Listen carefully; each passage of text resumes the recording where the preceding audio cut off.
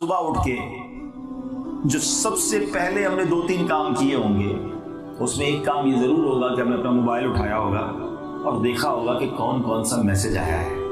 اچھا، پھر اس میسج میں بھی ہم نے یہ دیکھا ہوگا کہ سب سے اہم کون سا ہے، امپورٹنٹ، اور کس کا امپورٹنٹ ہم نے مانا ہوگا، گھر والوں کا، اچھا کاروباری لوگوں کا، ہمارے کسی کلائنٹ کا، اچھا ہمارے سیٹھ کا، جس کی جیسی کیفیت ہے۔ کوئی نوکری کرتا ہے تو اپنے باس کا دیکھا ہوگا، کوئی ذمہ دار ہے دعوت اسلامی کا، اس نے اپنے نگران کا دیکھا ہوگا۔ میسیجز ہم اہمیت دیتے ہیں، ٹھیک ہے، دینی چاہیے، مگر میرا سوال یہ ہے کہ دنیا والوں کے پیغام کی اہمیت ہے، اللہ کے پیغام کی کوئی اہمیت نہیں۔ دل پر چوٹ کرنے کے لیے ایک ایگزامپل سے سمجھاتا ہوں۔ آپ ساماروں سے سفر پر جائیں، پنجاب چلے جائیں یا بیرون ملک چلے جائیں کاروبار کے لیے، بچوں کے لیے، روزی کمانے کے لیے۔ کچھ دنوں کے بعد آپ کو بچوں کی یاد آئے، آپ اپنے بچوں کو بڑا پیارا سا واٹس ایپ کریں، اسے بچوں کے بھی نام لیں، آپ اپنی بچوں کی والدہ سے بھی بات کریں، اپنے ماں باپ سے بھی بات کریں، ایک بڑا خوبصورت سا فیملی کے لیے میسج بنا کے کہ بھائی میں دعائیں بھی دیں اور ان سے پیار بھی دیا اور ان سے باتیں بھی کی، اور اب آپ کو انتظار ہے کہ میری فیملی جب یہ میسج سنے گی تو بچوں کے بھی میسج آئیں گے، میری وائف بھی میسج کرے گی، میری والدہ بھی جواب دے گی، سب کی دعائیں بھی ملیں گی۔ بندہ جب دور ہوتا ہے تو فیملی یاد آتی ہے۔ آپ نے میسج کیا، آپ نے دیکھا کہ ڈبل ٹک ہو گیا ہے، اب تو یہ بھی پتہ چل جاتا ہے نا پہنچ گیا ہے، میسج پہنچ گیا ہے، تھوڑی دیر میں انشاءاللہ سب سنیں گے اور رپلائی آ جائے گا۔ آپ کاروبار میں بیزی ہو گئے، صبح میسج کیا، رات ہو گئی، جواب نہیں آیا۔ دوسرا دن ہو گیا، جواب نہیں آیا۔ آپ بولے خیر تو ہے، گھر والے جواب ہی نہیں دے رہے۔ دوسرے دن آپ نے اب کیا کرنا ہے، آپ نے کرنا ہے فون۔ گھر والوں نے فون اٹھایا، آپ نے کہا میں نے میسج کیا تھا، آپ نے جواب نہیں دیا۔ گھر والے آپ کو یہ جواب دیں کہ میسج مل تو گیا تھا مگر آپ کے میسج سننے کا ٹائم نہیں ملا۔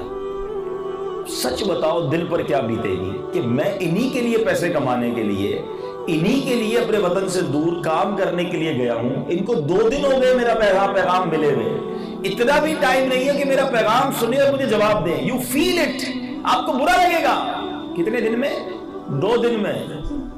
تمہارا پیغام تمہارے گھر والے 2 دن نہ سنے، تمہیں برا لگتا ہے۔ اچھا گھر والوں کا تو 2 دن پھر بھی برداشت ہے، جو نوکری کرتا ہو ہمارے یہاں اس کو تو کرتے کیا ہے، صبح میسج کرتے ہیں بیٹا صبح اٹھ کے یہ سارے کام کر لینا، اور دوپہر کو پتہ چلے کہ اس نے پیغام ہی نہیں سنا تو اس کی تو خیر ہی نہیں ہے کہ نوکری پہ رکھا کس لیے تم کو بھائی، پیغام سننا تھا، بینک میں جانا تھا، یہ کام کرنا تھا، اس کو پیسے دینے تھے، چیک جمع کرانا تھا، ساری ڈیوٹیاں تمہاری لگائی، تم نے پیغام ہی نہیں سنا، کس لیے رکھا تم کو نوکری پہ؟ ڈانٹ پڑتی ہے اس کو چند گھنٹوں کے بعد اگر وہ پیغام نہ سنے۔ میں آپ کے دل سے سوال کرتا ہوں، 40 سال عمر ہو گئی ہے، یا 50 سال والے بھی بیٹھے ہیں یا 30 سال والے بھی بیٹھے ہیں، جب سے پیدا ہوئے ہیں اب تک قرآن پڑھنے کا ٹائم نہیں ملا ہے۔ اللہ کا پیغام ملا ہوا ہے، ڈبل ٹک ہو چکا ہے، گھر میں سب کے موجود ہے، ریسیوڈ ہے قرآن، مگر اب تک سفید بال ہو گئے ان میں سے کئیوں کے، قرآن نہ ترجمے سے پڑھا ہے، نہ تفسیر سے پڑھا ہے، نہ اس کو سمجھا ہے۔ اللہ کی بارگاہ میں قیامت کے دن کیا جواب دو گے؟ یا اللہ بہت بیزی تھا، قرآن مل گیا تھا، پڑھنے کا ٹائم نہیں ملا، سمجھنے کا ٹائم نہیں ملا۔ تمہیں ایک دن بغیر والے جواب نہ دے برا لگتا ہے، اللہ کی بارگاہ میں یہ جواب چلے گا کہ اللہ پوری زندگی میں قرآن پڑھنے کا ٹائم نہیں ملا، بہت بیزی تھا نا، کاروبار بھی تھا، زمینیں بھی تھی تو بڑے کاروبار تھے، بلڈنگیں بنانی تھی، کھیت چلانے تھے، فیملی کو دیکھنا تھا، دوستوں میں بیٹھنا تھا، کچہریاں لگانی تھی، اللہ قرآن کا ٹائم نہیں تھا۔ بتاؤ اس کا جواب کیسے دو گے؟ ایسا نہ کرو۔ اور واللہ جس دن قرآن سے دوستی کر لی نا، جس دن قرآن سمجھنا شروع کر دیا، جس دن قرآن پر عمل کرنا شروع کر دیا، آپ کی زندگی کو سمجھے کہ پر لگ جائیں گے، نور علی نور زندگی ہو جانی ہے، کیونکہ قرآن تو رب کا کلام ہے نا، ہر لفظ پر رحمت ہے۔ قرآن پڑھو تو فرشتے نازل ہوتے ہیں، قرآن کی برکتیں اتنی کہ قرآن ہدایت دیتا ہے، مگر بات یہ کہ ٹائم ہی نہیں ہے۔ اچھا پھر ایک اور بڑا پرابلم ہے، قرآن جو لوگ پڑھ بھی رہے ہیں، ہم میں سے بہت سارے ہو سکتا ہے ایسے ہوں جو پڑھ رہے ہیں اور وہ کہہ رہے ہوں کہ یار یہ مولانا صاحب بات تو بہت اچھی کر رہے ہیں، میں تو پڑھتا ہوں قرآن، قرآن صحیح بھی پڑھ رہے ہیں کہ نہیں پڑھ رہے ہیں؟ یہ بھی مسئلہ ہے۔ قرآن پڑھنا ہے اور پراپر پڑھنا ہے، صحیح پڑھنا ہے، ورنہ قرآن کا فائدہ نہیں ہونا۔ قرآن جو ہے وہ عربی میں نازل ہوا ہے نا، اس کو عربی میں پڑھنا پڑے گا اور عربی کے سارے تقاضے پورے کرنے پڑیں گے۔ قرآن سندھی میں نہیں ہے، قرآن اردو میں نہیں ہے، قرآن پنجابی میں نہیں ہے، قرآن عربی میں ہے۔ اچھا عربی جو ہے نا وہ دنیا کی سب سے زیادہ حساس زبان ہے، موسٹ سینسٹیو لینگویج. ایک زبر زیر پیش آگے پیچھے کر دو نا، اس کا معنی ہی بدل جاتا ہے، اس کا ٹاپک ہی چینج ہو جاتا ہے. میں بہت آسان طریقے سے سمجھا دیتا ہوں، آپ کو سمجھ بھی آ جائے گا. امراض قلب، قلب دیکھا ہوگا نا آپ نے، وہ ہاسپٹل میں بھی لکھا ہوتا ہے. قلب کس کو کہتے ہیں؟ اس کو کہتے ہیں دل کو. ٹھیک ہے، قاف موٹا قاف، اور اگر اسی موٹے قاف کو پتلا قاف کر دیں، ڈنڈی والا قاف کر دیں، بولنے میں تو وہی لگے گا قلب، اور یہ قلب سنائی تو وہی دے رہا ہے، تھوڑا سا ہی فرق ہے. مگر یہ قلب کا معنی بن جائے گا کتا. کدھر دل کدھر کتا، سمجھ رہے بات کو؟ چھوٹا سا تلاوت میں اگر آپ تلفظ کا فرق کریں گے، اس کا معنی ہی کہیں اور چلا جائے گا. آپ نماز میں ہم پڑھتے ہیں، بہت سب کو سورہ اخلاص یاد ہوگی، قل هو اللہ احد، کہو کہ اللہ ایک ہے. ٹھیک ہے، احد کے معنی کیا ہے؟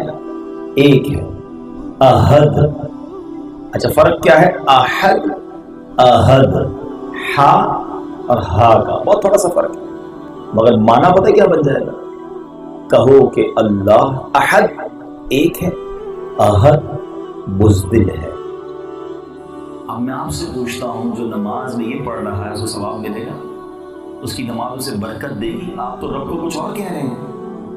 خدا نہ سمجھو، قرآن پڑھنا ہے اس کے مخارج کے ساتھ پڑھنا ہے، اس کے پروناؤنسیشن کے ساتھ پڑھنا ہے. گھبرائیے نہیں، میں ڈرا نہیں رہا، میں سمجھا رہا ہوں، اور یہ پاسبل ہے بھائی. بہت ساری چیزیں آپ کو نہیں آتی تھی. کس کس کو موبائل پیدا ہوتے چلانا آتا تھا؟ موبائل سیکھا، سافٹ ویئر سیکھے، 50 چیزیں سیکھ لی، یہ بھی سیکھ جائیں گے. بچوں نے سیکھ لیا قرآن، میں کیوں نہیں سیکھ سکتا؟ ٹائم ہی نہیں دیا نا، اہمیت نہیں دی، پریورٹی نہیں دی. آج بھی سیکھ سکتے ہیں. دعوت اسلامی کا کمال یہ ہے کہ دعوت اسلامی صرف پرابلم نہیں بتاتی کہ جناب یہ بڑا پرابلم ہے، ہم سولوشن بھی ساتھ ہی دیتے ہیں. میں آج سب سے پہلے آپ کو پرابلم بتا رہا ہوں، ہائی لائٹ کر رہا ہوں، احساس دلا رہا ہوں کہ دیکھو ہم قرآن کے بغیر جی رہے ہیں جو ٹھیک نہیں ہے. اور اب آپ کو طریقہ بتا رہا ہوں کہ گھبرائیے نہیں. دعوت اسلامی نے انتظام کیا ہوا ہے. دنیا بھر میں بچوں کے مدرسے آپ نے سنے ہوں گے، دنیا بھر میں ہوتے ہیں، بڑوں کے مدرسے کہیں نہیں سنے ہوں گے. یہ کمال ہے، یہ ترہ امتیاز ہے دعوت اسلامی کا، اسپیشلٹی ہے کہ دعوت اسلامی نے بڑوں کے مدرسے بنا دیے. اور اس کو ہم نے نام ہی کیا دیا؟ مدرسۃ المدینہ بالغان، بزرگوں کے لیے، جوانوں کے لیے. کیونکہ بڑا آدمی بچوں کے ساتھ بیٹھ کے نہیں پڑھے گا، شرم آئے گی اس کو. تو بھئی ہم بڑوں کے مدرسے بنا دیے، اور وہ بھی آپ کی سہولت کے مطابق. بھئی رات کو مغرب کے بعد آ جائیں، عشاء کے بعد آ جائیں، مسجد میں آئیں، 10-15 منٹ قاری صاحب کے ساتھ بیٹھے، کچھ نہ کریں، اپنے تلفظ ٹھیک کریں، ان کو سنائیں، اپنی نماز سنائیں، اپنی تلاوت سنائیں. آپ کو جب یہ سیٹسفائی ہو جائے کہ آپ صحیح تلاوت کر رہے ہیں، اب دیکھیں آپ کو تلاوت کیسا مزہ دے گی. کچھ لوگ کہتے ہیں یار میں نماز پڑھتا ہوں برکت ہی نہیں ملتی، میں قرآن پڑھتا ہوں وہ چاشنی نہیں ملتی، وہ نور ہی نہیں ملتا. بھائی آپ ٹھیک ہی نہیں پڑھ رہے تو کیسے ہوگا؟ آپ صحیح پڑھنا شروع کریں، ہر قرآن کا لفظ آپ کے دل میں نور داخل کرے گا، ہر نماز کا سجدہ آپ کے درجے کو بڑھائے گا. پراپر طریقے سے سیکھ کر پڑھیں نا.